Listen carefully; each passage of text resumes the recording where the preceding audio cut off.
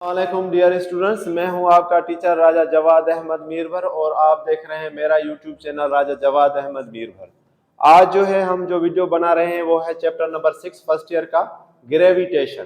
तो first year का chapter जो है ग्रेविटेशन, उसका प्रॉब्लम नंबर 1 जो है वो हम करने जा रहे हैं। उसमें ए बी है, लेकिन ए बी आप अगर दोनों वैल्यू भी रखेंगे तो दोनों का जवाब सेम आएगा। मोस्टली ये जो सवाल है वो एंट्री में आ जाता है। एंट्री में ये सवाल आ जाता है क्योंकि एंट्री में वो सवाल देते हैं ई कैट या एम कैट में जिसमें कैलकुलेशन करने की जरूरत ना हो या जिसमें कैलकुलेटर इस्तेमाल करने की जरूरत ना हो। तो ये इस साल एग्जाम में भी आ सकता है 2022 में। तो जरा देखें कि 10 kg mass is at a distance of 1 metre. हमारे पास एक मास गिवन है वो है 10 जो है केजी और डिस्टेंस उसका कितना है 1 मीटर है। ठीक है जी।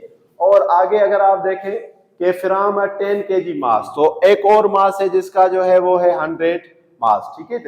तो क्या करना है, find the gravitational force of attraction. तो ग्रेविटेशनल फोर्स ऑफ अट्रैक्शन हमें मालूम करनी है। तो इस चैप्टर में ज्यादातर जितने भी प्रॉब्लम्स होंगे वो होते हैं Newton's law of universal gravitational constant, उसके ऊपर ये सारे के सारे प्रॉब्लम्स होते हैं। तो आइए सबसे पहले हम डेटा बनाते हैं।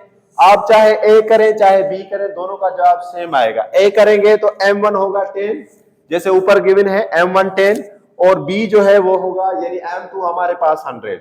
और अगर b में आप करेंगे तो m1 100 और m2 जो होगा वो 10 होगा, दोनों का जवाब सेम होगा। तो आइए डेटा बनाते हैं। पहले ए के लिए हम जो है करते हैं, तो डेटा m1 मास 1 जो है वो है हमारे पास 10 kg।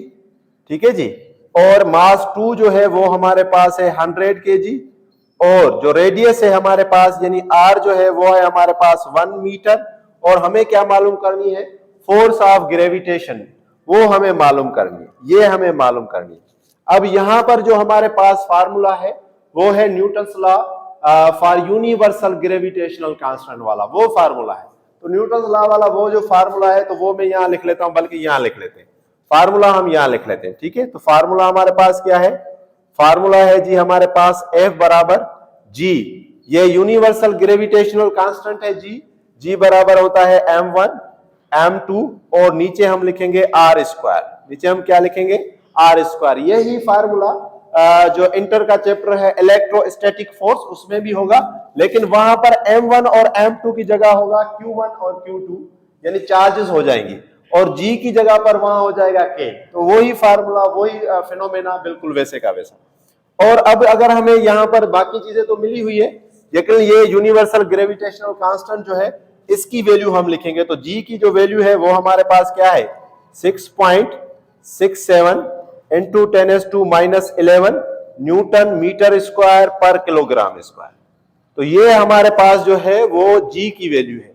तो G की वैल्यू भी हमने लिख दी। अब ये वैल्यू हम फार्मूले में पुट करेंगे और हमारा जवाब आ जाएगा। तो आइए सबसे पहले G की वैल्यू लिखते हैं। तो G की वैल्यू क्या है भाई, G की वैल्यू है हमारे पास 6.67 और 10⁻⁻11। क्या भाई, 10⁻⁻11। m1 की वैल्यू क्या है, m1 की वैल्यू है 10 और m2 की वैल्यू क्या है, वो है 100 और 1 है तो 1 का स्क्वायर करेंगे तो वो भी 1। यहां अगर 10 को 100 से जरब करेंगे तो आ जाएगा 1000। तो यहां हम लिखेंगे 6.67 और 10⁻⁻11 और ये हो गया 1000। ये क्या हो गया भाई, 1000। अब इस 1000 को अगर मैं यहां इस तरह से लिखूं कि भाई 6.67 और 10⁻⁻11 और 10⁻³ क्योंकि 3 जीरो है तो 1000 को हम इस तरह भी लिख सकते हैं कि भाई 10⁻3। तो इस तरह हमने लिख लिया। अब जैसे कि आप देखें कि बेस सेम है, तो बेस सेम है, बीच में मल्टीप्लीकेशन है, तो पावर जो होंगे वो ऐड हो जाएंगे। तो यहां हम लिखेंगे किस तरह, 6.67 10⁻⁻11 प्लस 3। तो 11 में से अगर 3 गए तो कितना आंसर आएगा, 8। तो हमारे पास जो फोर्स ऑफ अट्रैक्शन आई वो कितनी आई, 6.67 10⁻⁸ न्यूटन। ये हमारा हो गया आंसर। तो यहां देखें हमने और कुछ भी नहीं किया, दो चीजें हमें पता होनी चाहिए थी बस। आप अगर बी पार्ट करेंगे तो वहां m1 की जगह लिखेंगे 100 और m2 की जगह लिखेंगे 10, आंसर वही का वही आएगा। तो एक हम करते हैं, बाकी आप खुद समझ लें। तो फार्मूला आपको पता होना चाहिए कि F बराबर है G m1 m2 और r स्क्वायर। फिर हमें G की वैल्यू पता होनी चाहिए, ये हमें याद करनी है। कभी कभी एग्जाम में खुद वो दे दे तो अच्छी बात है, वरना याद होनी चाहिए। वो क्या है 6.67 10⁻11। इसका यूनिट भी कभी कभी एमसीक्यूज में पूछा जाता है, तो वो क्या है न्यूटन मीटर स्क्वायर पर किलोग्राम स्क्वायर।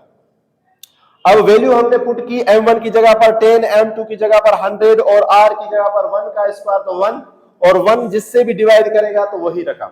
यहां 10 को 100 से जरब किया 1000 को हमने लिखा 10 पावर 3, और फिर माइनस यानी कि बेस सेम होने की वजह से लॉ ऑफ एक्सपोनेंट मल्टीप्लिकेशन में हमने इनको ऐड कर दिया। जब हमने ऐड किया तो 11 में से 3 गए तो कितने बचेंगे माइनस के 8। तो इस तरह ये सवाल हमारा हो गया। अब इसकी अच्छे से प्रैक्टिस करें, इंशाल्लाह इसके चांसेस भी है एग्जाम में आने के। Thank you, thanks for watching.